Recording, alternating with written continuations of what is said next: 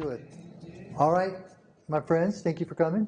So today we're going to talk about genetics and the importance of genetics. How important are they? How come people in this business are succeeding and how come some are not? I trace it right back to genetics, really, the core of why. It's very important to find out what strains work for the patients you have. Only way of doing that is to grow, to create genetics. If you're not going to create them, you use someone else's. You can do that too when someone's created really good genetics, but you're going to pay a lot of money for genetics, which is okay because a lot of people come to me and say, well, that's a lot of money for those seeds. And I say, hey, sometimes on seed projects, it takes you a couple years to create. And other people sell them for $100 a pack. I say, well, that's all right. Those are cheaper seeds. Those are ones that haven't been pheno-hunted. Those are ones that haven't been back-crossed and stabilized. And so there's a misnomer, I think, that people are overselling or overpricing seeds. And I can see why they're saying that, but if you'd created them, you would know that there's more to it than that. In fact, if you've gone, like I go to certain stores and I pick up bags from certain stores, and I go try them at my house, and I'm always like, that's so disappointing. I spent $60 an egg, and how come I'm not really that high? How come I didn't like the taste? And it's because of breeding, genetics. Even if they start off with good genetics, it might not come out, or even if they start with good genetics, it might not come out as what they wanted to when they began crossing it. And so they'll just release it and tell people here. So they do the first cross. Now, if you're genetics and looking for phenos and you're trying to figure out how to grow or what genetics you really want, you have to find a trait, then take your seeds, bring them up for a male, and find those same same traits, and cross them back into the plant again. It's called stabilizing your genetics, stabilizing that cross you have. And so my back's kind of hurting, so I do this right here. It's been a long night. And so really, I'd just like to talk about the importance of genetics, and not just on, a lot of people, it depends on where you grow as well. There are actually genetics that do better indoors. There are genetics that do better outdoors. Years ago, when we used to grow, and we had marijuana, the best stuff was outdoors. In the 70s and early 80s, the best herb I ever had was Colombian Gold, Panama Red, Thai Stick. Then it turned into skunk. The guy crossed those, and skunk came out. Also, those days, the Granddaddy Purp came out. But if you bred and brought up a bunch of seeds, you know what always happens? The smallest plant becomes the most powerful. The male is the biggest plant. So you have to take the small plant, and a lot of people say, well, these females are so small. I don't know why, they always seem to be the most potent. But you can cross them into a bigger plant and work on stabilizing it and getting a little more of a yield. But back in those days, when the Granddaddy Purp came out, it was like the Thai. Now, I had the Thai years ago, and I used to bring seeds up. And I hadn't seen that plant forever until 2000 when I got the Granddaddy Purp. And we grew the plant up on my indoor garden before I took it outdoors, and it reminded me exactly of the Thai. The short, it looks like a miniature Christmas tree with each branch rock hard, filled in. So it was a beautiful plant, but in the illegal market, they did not like it. The Native Americans, the Pomos, is who had it. And they had it for years before they gave it to me. And the strain is a low yielder, say a pound a light. Outdoors, 5 pounds. But people want more. And when they were selling the weed for the same price, no matter what the name was, everybody got away from the small producing plant. But the Native Americans kept it because they knew it was medicine. When I got it, they called it purple medicine. I didn't keep that name. When they told me it was purple medicine, it was great. The first time I looked at the real pound they gave me, it was like a bowling ball. I opened up the bag and it was all stuck together. When I pulled the bud off, it was like Velcro. I don't know, what's this? The smell was overwhelming. I could roll it out of the bag and it would roll out like a basketball. Stuck together. Super stuff. I knew at that moment, because I've been a trapper. Trapper means I've been flipping a lot of pounds. And I go up north in Humboldt, and I've heard about these different purples. And sometimes purples come out in other strains, like the Urkel and Purple Haze have been a few strains where, but nothing hit, not nothing from outside to inside, beautiful purple. So if you've had the real Granddaddy Purp, you know it's just a beautiful plant. So we began crossing it, finding new nutrients and things to add to it to get more of a yield. Still, when I had it, even though everyone loved it, the big growers and the people that were interested in my genetics would do a run of it. They'd come back to me again. It's not working. It's too much of a low yielder. You have water? Thank you. Water break. Drink them if you got them. Here. Thank you. Oh, so where was I at? So the low yielding genetics. So then I got something like the Humble Honeydew, or it used to be Big Bud, or it was Blue Dream. These plants were 25 footers. Get gigantic, big yield. So I began crossing. I got the Purple Dream, right? I think you have those seeds, the Purple Dream. So I have certain things like that I can't wait to unleash and see if I can get the Granddaddy Purp potency, rock hard nugs, into the Blue Dream, which is kind of larpy, it's kind of fluffy. So see how we take these different traits and try to mix them back and forth and see what kind of genetics we can come up with. And the Granddaddy Purp was really, I changed my whole life when I got it because I knew the potency. And I was willing to take the task on of pheno hunting, crossing it, going to other strains to see what we can produce. See if I can bring up this look and the characteristics I like. Because I say marijuana got a lot, really basically 5 characteristics you want commercially. Bag appeal, smell, tactile, the touch to break it up, the stickiness, the smoke, the flavor, the terps, and then the high, which I really should put the high on first, right? Which Hawaii is definitely that market. Their THC numbers on here. They are. Yes. Well, you know why? Because they have an affinity for quality product. I don't care if it's mango, I don't care if it's fruits and vegetables. That's why I was excited to come out here when I had this opening. I said, Hawaii, hell yeah. These are all growers. These are farmers. These are actually the people I know. Whether you have a 6-plant garden in your backyard, which I have a couple pictures of, we'll show you, that's my backyard right there. See, that's me telling you, hey, I'm happy. But you can't even see here. My whole backyard is filled up. The police came to me and said, I was going to say, that's a little more than 6. well, no, I topped it a lot. They're connected at the roots. Yeah. You can't see the pots. Truth is, those plants, what I proved to these plants are my buddy Mike from Advanced Nutrients. I knew that this is great nutrients. So I grew these big plants in 1-gallon containers all the way to the end. When I had one out, it was gigantic. I was holding, people said, that's a 1 gallon? How'd you do that? Because everyone else has got what? 300-gallon pots, 200-gallon pots, and I'm growing better than them. But Advanced Nutrients is really super nutrients. I think it's the best out still. That's why Mike's so big as he is, and I think you should even be playing up more how better his stuff is. And so now you're adding nutrients, like any farmer knows, the feeding regimen, the environment. So out here in Hawaii, you know how big a plant you guys could grow? Do you know that there are plants that produce 45 pounds a plant? You got that plant on there? Next one? I'm going a little fast here. That plant is amazing. And look at greenhouses. See, now if you own greenhouses, I stuff a greenhouse. You see how I have it stuffed? Sometimes you go in a greenhouse, you see nice rows and you see, 5-foot plants. No, you can grow all that. You should fill up this whole greenhouse. The only space not growing should be the 2 feet below it, where it should be cleared out and everything. And there's Mercy, my dog. But in that backyard, the funny thing is, they came to me, the police. You got this is more than 6 plants. I said, well, actually, it's 6 plants that I cut up into clones. So it's more, but it's only 6 plants. No, you're going to have to fence it off. Well, I don't want to just put a fence up here. Can I grow like a hedge? They said yes. So I grew a hedge around it of cannabis. I remember when they came back to me, they didn't say nothing. It was veggie. It was this big, right? It was bigger than that. And my garden was down in there. And they stood by these pot plants, not even saying anything. Said, okay, yeah, this hedge blocks it off. Oh, you're good. All right, thank you.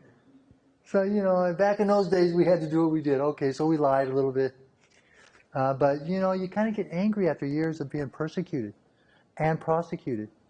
I don't know if ever you've seen on a government form in court, I've had 3 times now, United States of America versus Ken Estes. I remember the first time I saw that, I kind of gulped. Wait a minute, I'm not against America. I'm actually bringing something to the table, a taxable product. Why are we letting the illegal world run with it? Up in Northern California, that whole place got built on cannabis. There was nothing up there but cutting trees down years ago, and then they stopped that. They slowed that down. Everyone put cannabis, and people in the cannabis industry in a neighborhood up north, you know what they do? They spend money on stores. They spend money they help other people with their PG&Es. So this a lot of times this money stayed in the community, and that's really where my roots are. In that kind of way of let's help each other, let's get there, let's figure out what you want to grow, how you want to grow it, and do it right. Because there's a lot of people entering this industry. I've seen millions spent. Last time I talked to my friend in Dixon, 20 million. 1 year he grew. I told you, you're not going to get a master grower? No, I got a cousin. I saw him a year later at the same gas station when we were talking. I said, hey, how'd that go? Well, I'm giving it back. I'm done. You spent 20 million. I'm done.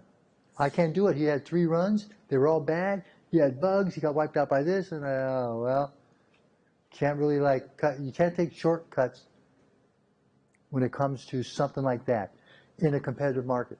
Now, years ago, everything sold.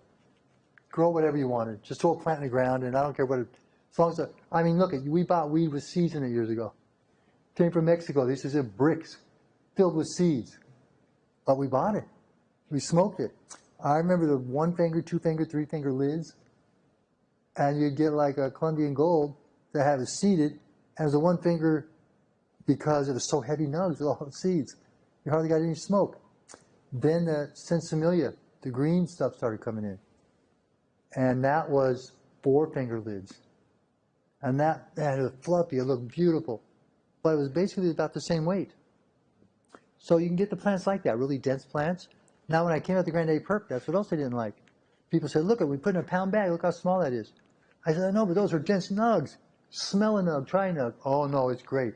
I can't even smoke it, it's so potent. But we don't want it. But you don't want. No, it doesn't have bag appeal. What do you mean? Well, the bag's small. Okay, so I never did get that. But when I did get the Granddaddy Purp, I did knew I had something special. I did know I had something special. And I cut down all my other strains. And I just filled up all my warehouses with Granddaddy Purp. And I knew it. And what happened is what I thought happened. After being experienced as I've been for years, the whole Bay Area, the whole California just took off with Granddaddy Purp. Everybody was growing. I get so many people stopping me saying, oh, this genetics is the best ever. A lot of these people never tried skunk or Panama Red. It's in that group there, in Thai stick. It's in that group. And I try to tell people, this is really a Thai. This is a Thai strain. Or it could be Afghani too, because Afghani was that way also. There was an Afghan purple years ago. That was a short squat plant. But these are really the only, I'm sure it's indigenous for some reason. I'm thinking it's up in mountains or something, where it has to have a short year. Because it was also the first plant that you could actually 8-week plant. From beginning to end, it's 8 weeks.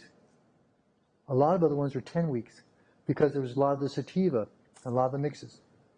Now with crossing and people doing so much since then, I don't know if you have pure indica or pure sativa, but people have told me that Granddaddy Purp is probably the purest indica. And I think the greatest trait of it is no Hermy. There's not one bit of Hermy. It's such a great F1, so stabilized that you can cross it to strains that don't. And if you cross to a strain that has Hermy, you're going to get a few Hermies. But this one here, it's clean. So, and I've gotten so many people tell me that it's their best pheno that they've worked with to stabilize their genetics. And it's probably, if you look around at all the genetics out right now, it's crazy how Granddaddy Purp was what they worked with, is the one they bred with. And it's like, wow, from apples and bananas to runts to so many, to gelato, and all these people, when I see them at events, they always come up and give me a hug and say, man, your genetics are so great. That's what we crossed with. That's how we came up with the bananas. That's how we came up with this. That's how, all these different strains. I tell people I've won 14 cups. Sounds like a lot. My genetics have won hundreds of cups. And so I really want people to know about genetics, especially Hawaii. This place can grow like no other place. The weather, the environment, it's the greatest. Right here on the ocean. Right here where you get all the CO2 from the ocean. Plants can't get enough CO2. Did you ever show that big giant one? Seeds, my buddies. Oh, here, thank you.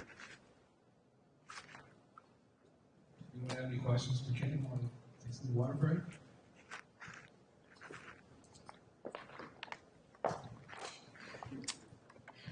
Can you reach it? We usually have a microphone that we can take around, but Yeah, that's all right. I think we can all hear. So, if you want to, hey, As long as you speak up, I think we can all hear. yeah, I can talk. I can hear that. Yeah, yeah. Go ahead, hi, Sue. I wanted to say hi, Ken. Yeah, I went up to her property, beautiful property. She's into healing and wellness and beautiful spirit. Yeah, it's a pleasure to work with somebody that's done so much for our industry. And Thank you. to be part of what's taking its worldwide in terms of healing in hospitals and mainstream medical. It's working. Well, you know, they talk about business staying in lanes. I'm staying in the medical lane. I know people can take it to commercial, they'll take it to recreational, that's okay. But I personally am staying in the medical. Because I would like to make sure that if I have a limited amount, I like to work with hospitals, pharmacies. I want to really get it to people who are suffering. Because that's more important to me because that's what saved my life. So it could actually save other people's lives as well. I know this. When you're trying to recover from an illness or injury, you need two main things. I would say three, but let's say two. You need to eat and sleep. That's what cannabis does. Besides, make you feel good. I mean, sometimes I take a couple of hits, and next time you know, I'm cleaning my house. You know, it just works that way. When you feel good, I mean, what's the price of feeling good? So that's kind of where I like to see GDP stay. And I know a lot of people commercially, they're making big money out there, from Sea Junkies to Compound to Stravinsky to all the big names. Doja. I really don't know if Doja strains have much GDP in them, but I do know that these other guys did. So the top names have all used my genetics to cross into theirs and, you know, be very strong on the scene. And I still think GDP is the champion, but they all have done some good breeding projects. They all have beautiful looking plants. Let me take another. Go ahead, question back there. So, you've been growing the same strain for a number of years. Have you noticed it changing kind of on its own over time, or has it stayed very consistent from when you first kind of discovered it to now? That's a great question. Some people have it and they stress it out, and it will sort of begin to weaken, begin to loosen up, not be so tight. So those genetics can be worn down. But if you change your mother I tell people do it every month. Some people do it every 6 months. Some people do it every year. I like changing it pretty quickly because I find the longer you grow a plant and you don't flower it out, it wears it down. And so you do have that, but if you treat it right, and now there's something new out there that's saving our asses. Tissue culture. Take your plant, put it in tissue culture. What happens is, I don't care if you had a problem with mites, if you had a problem with powder mildew, that stuff will be erased in the tissue culture. Bring it back, and I notice the plant comes right back up with waxy looking leaves, dark green, the nice thick lines, very healthy. Now when you're growing a plant, how do you know if your plant's healthy or not? Every time you feed it, give it water, feed it, it should stretch up like that. A lot of plants don't. I go in the garden and say, how come your plant's looking like this? At least have it lifted up a little bit. It's not getting enough nutrients, or the right nutrients, or not pH, I'm into really getting the water. The water is very important as well when you're growing. Aerating your water, the temperature of your water, pH of your water, parts per million, what's in it before you add to it. So you really are like scientists. A lot of people didn't really say scientists. I would say most of us breeders, we felt like we were kind of artists. Only we kind of keep working with the same equation. But there's still differences. And so your question was really that yes, it can, but it really depends on the way you grow it, what condition you have it in. That's the biggest thing to play. But the genetics over years, no. I haven't beat the mother. I came up with Candyland that won several awards, and that was great, but that leaned a little more on the sativa side. The reason I was doing Candyland is because a lot of people are saying we're going on the coast and Granddaddy Purp is getting moldy because it's moisture. So I said, so I crossed it with another one I knew that didn't mold at all, and Candyland came from there. And then we put Candy out in Oregon. I had a whole filled up with. When we harvested, it was in the rain. 5 days of harvesting, 5 days of the rain coming down. We even grew on an island, and we had a boat, and we would take the boat out there with a big giant piece of tarp behind the boat, and we'd cut the plants down, put them on the tarp, and boat it back. Put it inside and hung it up in our little dry area. And I thought, oh, we're going to lose at least half of this. Lost not one bud. I was like, wow, can't wait to tell people this one. But a lot of people will grow my Candyland. If you look around, you'll see Tangyland, cross with the Tangy by Crockett. You'll see other crosses with Candyland. So that's another genetic where I worked with for years and got it to this point where it actually handles something the Granddaddy Purp doesn't. So now when people say, hey, I want to grow yours, right? Probably Granddaddy Purp might have a hard time outdoors in Hawaii. It might because of the moisture out here. But the Candyland would just thrive. But now if you can get the Granddaddy Purp, see, Granddaddy Purp has been bred. It's really, this Granddaddy Purp just turned out to be a beautiful indoor plant. When you grow it indoors, it's 80% bud, 20% leaf. When I take it outside and go Granddaddy Purp outside, reverse. 80% leaf, 20% bud. But the people who do the, what's it called, the fresh frozen, it's called something else. What's it when you, rosin. So they said that we don't need your indoor, which costs us a lot to grow because the whole indoor process. Outdoor costs you pennies a, I can grow a pound for $1 outdoors, and on indoor it's $100, $200 just to grow with nutrients, with power. Kilowatt in Hawaii, it's a lot more than that. Kilowatts is bad here. So do you think there's a lot of indoor herb out here in Hawaii? Do anyone grow indoor or everyone grows outdoor? Medical's indoor only, so the 8 licenses have to grow indoor. Oh, wow. I was thinking this was just outdoor. Great. They have a couple of stipulations. You can do a hybrid greenhouse, so opaque roof, but And that can be like indoor. When you dial a light, you can dial it in where it looks indoor. But so Granddaddy Purp would be good out here still, but the indoor. But if the people are going outdoor, which I figure, right, more people are not the licensed people, and I'm sure that they are throwing the plants outdoors, seeing what they could get. And the biggest issue is for that. It's got to be with all the water here. That's why a strain like Candyland, I can't wait to bring that here. And the crosses that I've got with Candyland, that would be perfect for Hawaii. But I don't want to leave you off the Granddaddy Purp train. So indoor, I love that indoor. You guys who are doing indoor and the stores, you would be the ones carrying the Granddaddy Purp. Because I really wouldn't give it to the outdoor, actually, unless they do fresh frozen.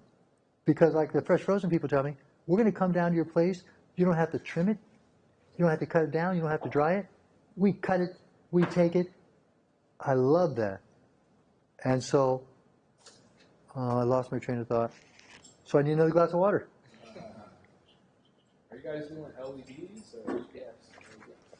Yeah, it's not only thinking of that, but and LEDs run a lot hotter than my mother room is still double-ended, but the blueprint is all LED. Well, LEDs have come a long way.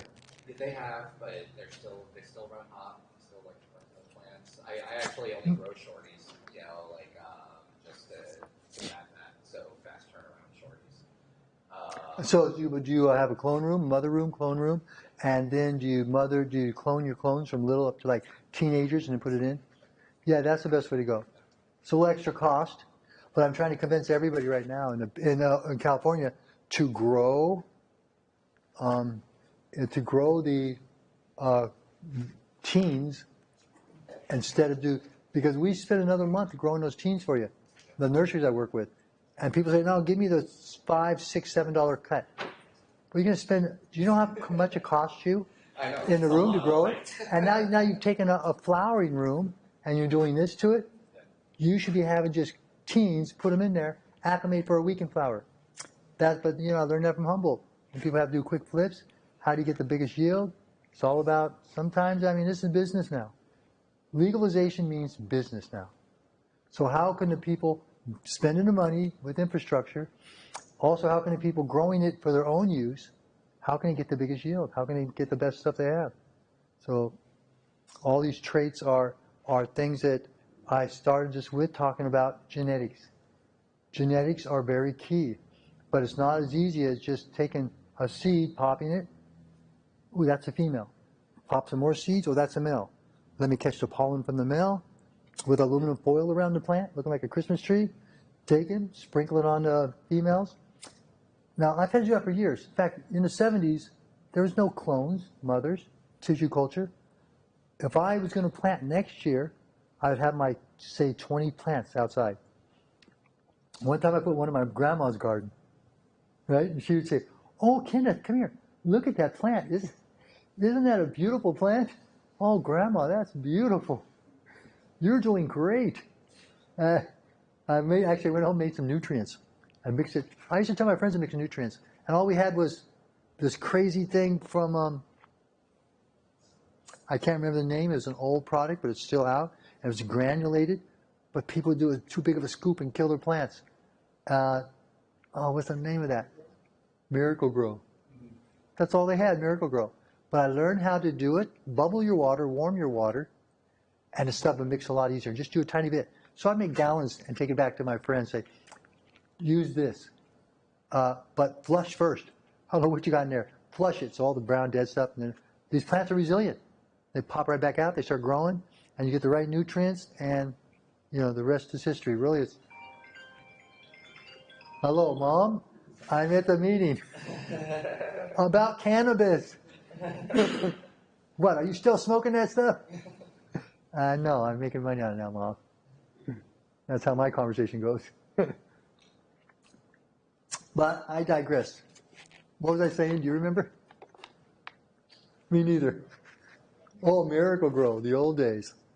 And so, anyway, I remember giving one to my grandma too. And that plant just started exploding. This is the most beautiful plant. What is it? I think it's some kind of cactus or maybe a sunflower. So the seeds, I was talking about the seeds. I do one of my grandma's thing, but I also did something with seeds. Oh, so many stories. Oh, the stories we could tell. Tom Petty song. And when this all blows up and goes to hell, I can still see us sitting on a bed in some motel, listening to the stories we could tell. I just love that verse. Which has nothing to do with weed. Except Tom Petty was a big weed guy. And a lot of people are in the music industry. When I had the Granddaddy Perp, I remember I hooked up with a Snoop. And I got him some of the Perp. In fact, Snoop used to come up to Humble and play a concert, and everybody there would throw buds on the stage. He would step back, and I swear it was a pile of bud all on the stage. And the brooms would come, sweep, and they had a bag at the end. I'll sweep it all into the bag. And I don't know how much money he made on that gig. So let's go back to genetics. That's kind of why I'm here, to tell you about genetics. And I just want you guys to know that, I already know you know how important genetics are.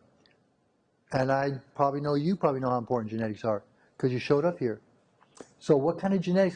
There's a lot of genetics that are indigenous to certain areas. And I haven't been out here, so I don't really know what strains. But I remember Maui Wowie years ago. And I used to get that in the mail. I used to always show people because the stamp was on the package. So see, it's real Maui. And I kept that, never shared it with nobody. But what genetics do you think are out here now? Are there any genetics that, when you go somewhere, what's on the top of the menus at the stores? Because usually you can see whatever they're on the top of their menu is usually what they're saying is their best. Because I haven't got to go to the store yet and see. Some of the more local, and when I say local, mainland has it too, but like Alien OG. Well, that's from the California. Help me out here. We obviously Runts is everywhere right now. You know, like That's got the Granddaddy Perp cross in there. You can tell the tight nugs. um, no, yeah, wedding cake. And wedding cake's actually kind of tired here even. What? So. But yeah, I would say, especially like the Alien OG. I mean, that was about Granddaddy times when that one was running through the mainland. It seems to be very viable out here still right now. Oh, good, good. Yeah, go ahead, I got a question. I have a question. So, if growers from Hawaii they want to grow the Granddaddy Perp or the Candyland that you're talking about, how do we get the seeds? How do we get started? Contact you guys? Well, that's why I'm here. I'm going to just kind of reach out and talk to the different groups and see who shows up. And we've got our social media that I'm launching again. I've always been kind of, ever since my raids and arrests and all that stuff years ago, I kind of stopped doing social media. I remember my attorney told me once, you're like spitting in their face. They're pissed at you because here they're arresting you, they're charging you, and you're posting up more flowers and more buds. Shut down your social media. And then I did that, and you know what? I felt better. No longer do I have to defend myself and talk to people and all day long, no, this, no, it's that. Oh, I felt like the answer man. So, I mean, I kind of got turned off of social media. But because I'm relaunching my genetics and everyone's telling you got to do content. And so now I'm getting more back out like that and letting people know. But I don't really have a website. I mean, we have a website, but nothing's really elaborate yet. We're just setting it up. I'm just starting to do content again. I'm just beginning to tell my stories and share the photos and show that this genetic is still around. It's some people's favorite, but the commercial people have ran from it. But individuals and smaller stores where one person just loves it, it really becomes a strain that people just, if they love, they keep it and they grow it. And I kind of got sick for years and I left the industry. And when I came back, all these people crossed my genetics. They still have my genetics. So everybody gifted it back to me. In fact, when I go to Arizona in 2 weeks, we're going to do a big photo thing and content on these people from Soil King up in Willits is going to gift me back a GDP, a Candyland pack. And so all these people are doing things like that. Also, they've crossed the strains like gelato and other, and they're all saying, hey, let's get together and let's do this as a collaboration. So that's kind of where I'm at. I think you're going to start seeing me more and more. If you have been looking for me, you've been seeing it more. But there's no real place for people to reach me and talk personally with me. And I do want to become more available like that. But this year here, I'm going to probably already 22 events, speaking everywhere. And hopefully that works. And that'll get on podcast and, that whole formula, social media formula. My suggestion, because I run some big social media sites, I would suggest have a moderator moderate the comments. Only the serious ones get to you. So that way, because a lot of stuff is going to come through that you don't even want to see. So far, he's the moderator, but... And that way it kind of keeps you out of that space. It's easy to get sucked into that fast. It is, because you got your laptop on. Next thing you know, you bloop, bloop. Oh, wait, no, let me have. And now you're caught in there for hours. Yeah. You look up and say, oh, man, I could have eaten dinner. Yeah, it's the gift and the curse, right? Social media. Yeah, absolutely. And I've never been that good at it. I enjoy speaking to people one-on-one. I enjoy talking about this issue. But to sit there and spend all that time at the screen, that's what I don't like, the screen. At the screen and talking, and there's a lot of anger.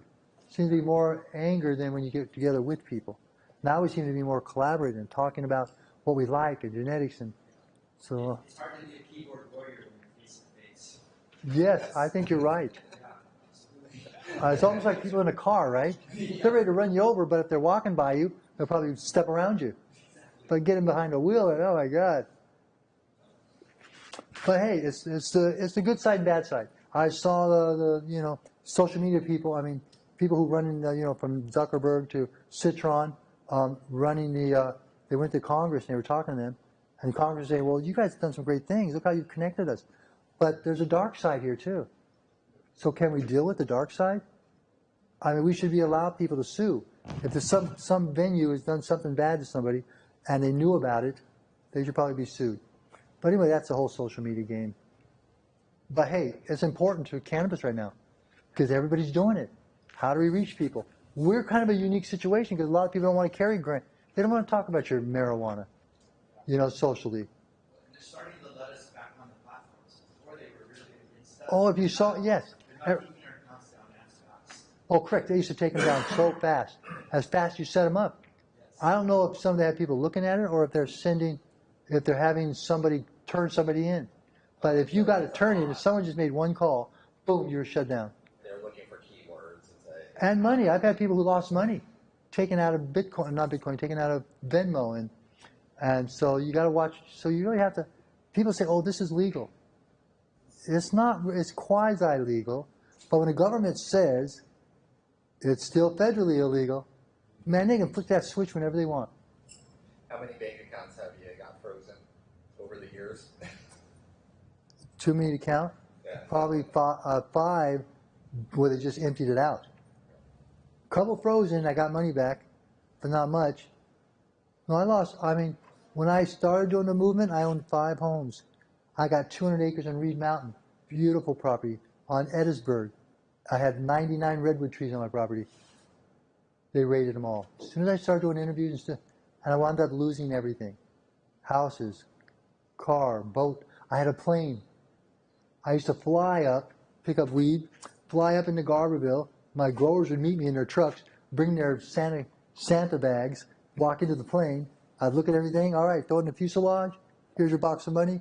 I'd look at the other guy in his truck, buy weed, fly back down to Oakland, get out, give it to people, fly back to 3 hours away to but it was only a 30-minute fly, back to my house, get my kids out of school, and it's like, oh man, I'll never drive again.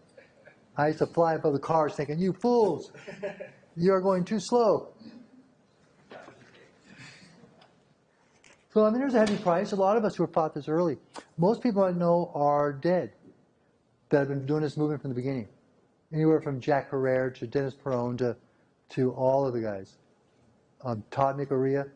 Todd McArea was a psychiatrist in San Quentin. And he was trying to get the prisoners to be allowed to, and he lost his job at San Quentin because he was promoting cannabis. And then he joined the movement, and he was one of the starters. Because all these people that were doing this at the beginning, there was just, really, I think about how big it is now, there was just a handful of us doing it. I go up to city council all by myself and speaking. There's no one else behind me. I was trying to educate. And I always began with the same story. Thank you for this opportunity, ladies and gentlemen of the city council. My name is Ken Estes, and marijuana saved my life. And it is a gateway to a healthy lifestyle. And so that was always what I started with. And I noticed, a lot of times city council members, when you're talking about an issue, they're scribbling here, they're looking here, they're checking their nails out. But I noticed when I started speaking like that they're all looking. So, okay, I got some attention here. So, it was a hard sell to people who were in power that said, why do we need this weed? You got alcohol. You got pills. Why do you need the weed? They don't get that. When I first got hurt, I was in a motorcycle accident at 18 years old. Paralyzed from the neck down. They had me a handful of pills. And I was in a hospital recovering, trying to. I was in a hospital for a year. How am I going to do this? And the Vietnam vets, I smelled the weed, didn't go into my room, and my orderly pushed my gurney out there. And the guy said, hey, bring him over here. Do you want to go over there? Yeah, why not? Hi, everyone. And they were amputees and messed up people from Vietnam. And they were all in rehab. Try this. I said, marijuana? And I remember my brain clicked. You're on all these other pills. What does it matter now? All right, because I didn't smoke weed before that. Even though I was 60s and 70s child, I didn't smoke marijuana. So I tried it. 1977. My life changed instantly. I was like, oh, I really had that kind of a transformative effect. I was like, man, where's my food? Let's go back to the room. Thank you, guys. And I was a little bit a little freaked. There's a little bit of that, what's it called? Anxiety that cannabis can give you until you get used to it. And then you get anxiety if you don't have it.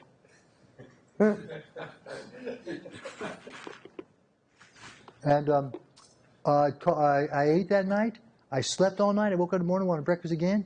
And also my 3 doctors came in. What's going on? They said that you slept all night. I said, doctor, it's marijuana. And it was crickets for a moment. And then the three doctors actually simultaneously went, oh, they looked at each other and they walked out of the room. And I thought, what? I mean, that was the truth. This is medicine. It really worked. And the nurses knew it. The people who were suffering knew it. But the doctors didn't know it. So if the doctors don't know it, the law enforcement don't know it. I remember the first few times I got pulled over. I mean, I was always afraid I was going to get busted. I used to wear my shirt and tie when I drove up north to buy. I had my redwood tree pamphlets in my car. I'm going up to look at redwood trees, you know? And I didn't have the weed in my car. I have it in the trunk, but I still was, you know, you really were afraid. And Brownie Mary in, say, 1990 or maybe 89, Brownie Mary spoke at a San Francisco rally that I went to for AIDS patients. And I went there and they arrested her. 4 or 5 days later, they let her out. And Tony Serra got her out, which is a big-time attorney there. And he said, we found a law on our books in America, 1909 or whatever it was, that said Medical Necessity Act.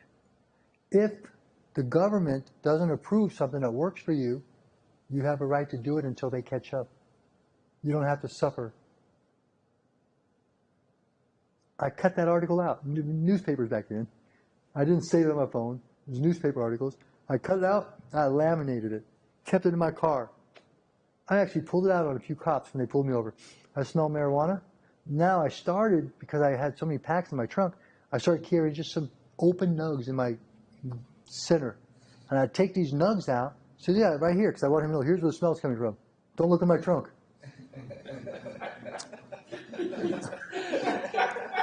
And I would take the nug. One time the cop said, "Wait, give me those nugs." Oh. What? And I walked my rearview mirror. He walked back to his cop car. God, what's going to happen here? Don't call the dogs. Just don't bring the dogs, because they don't lie. But he came walking back with a baggie. He gave me a baggie. Keep it in this. It won't smell as strong. Thank you, officer. Thank you. I can go?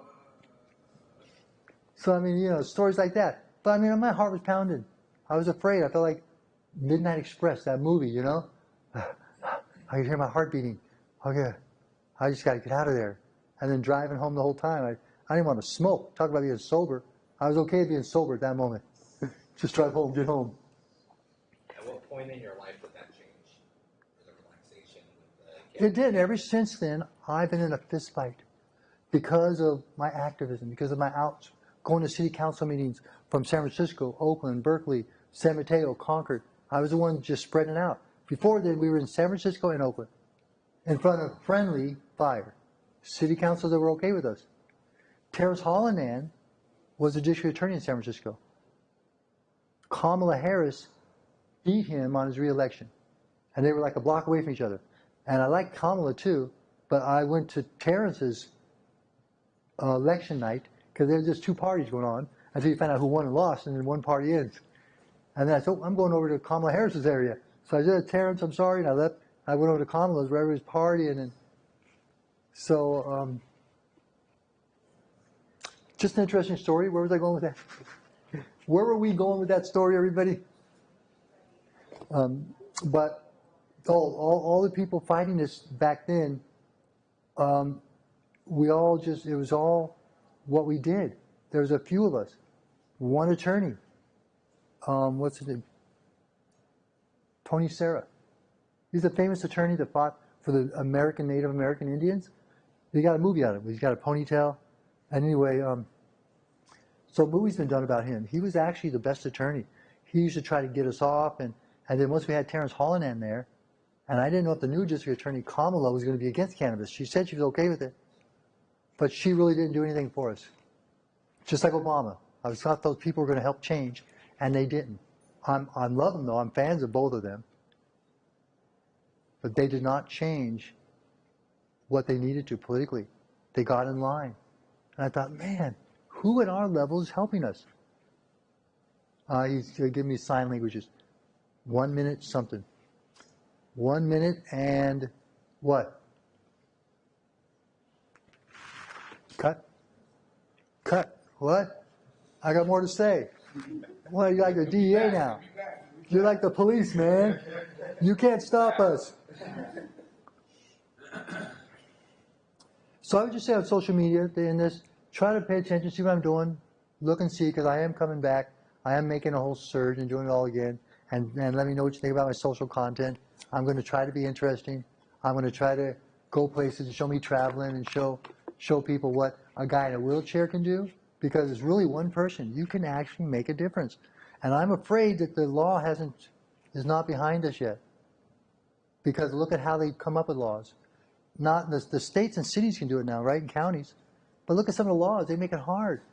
I've seen big pharma, people with big money come in and get licensed in 6 months. I'm watching an individual who has a farm who takes 2 years. I go to board meetings where I speak on behalf of this person who's a farmer. I've been to his house saying, look, he's got a great place to grow. He's a great grower. I think you guys should issue it. Well, he actually has a neighbor that's complaining, and it's all complaint driven. One person complains, you don't get your license.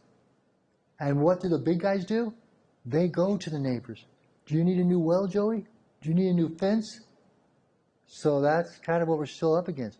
Now that the big business, big pharma, and maybe not too big a pharma, but big money's coming this way, which is nothing like when the federal government legalized. When the federal government steps away, you're going to see billions pour in. I'm sure we've already had billions pour in. And I know 3 billionaires right now in the industry that I knew, and I flipped pounds and they were little. I remember the small little spots they had, from Burner to Big Mike at Advanced Nutrients to Fox Farm. I just remember those guys when they were just hustling. Now they're billionaires in our industry. So it is happening. Not that any of us care about being billionaires. If we do, hallelujah. But we want to have a successful formula. Genetics. Success helps you get that successful formula. SOPs, the way you grow, what nutrients you use, the environment for the strain you're working with. There's some knowledge that you have to bring to the table to do this right. Otherwise, you'll grow genetics that people really don't care about. And a lot of people are quitting this industry because it's so hard. The price has gone down. But the people who succeeded are the boutique farmers who have the right genetics with the right system, and they grow really good product. That's what we have to do. Keep on that level. I'd rather see boutique farmers grow instead of one farmer taking 100 acres and blowing it up, ruining the pricing. Because I guarantee you the quality won't be what I grow. And in saying that, thank you all for coming. I feel blessed to be able to come here to Hawaii and share this with you. Thank you. Mahalo.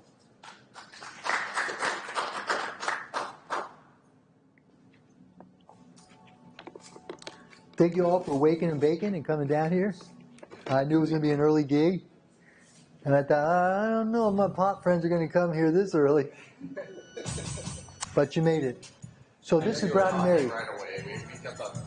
Hear this song? This song is Brownie Mary. I came up with this song here. I took Brownie Mary's, that was a protest. Listen to this song for a moment.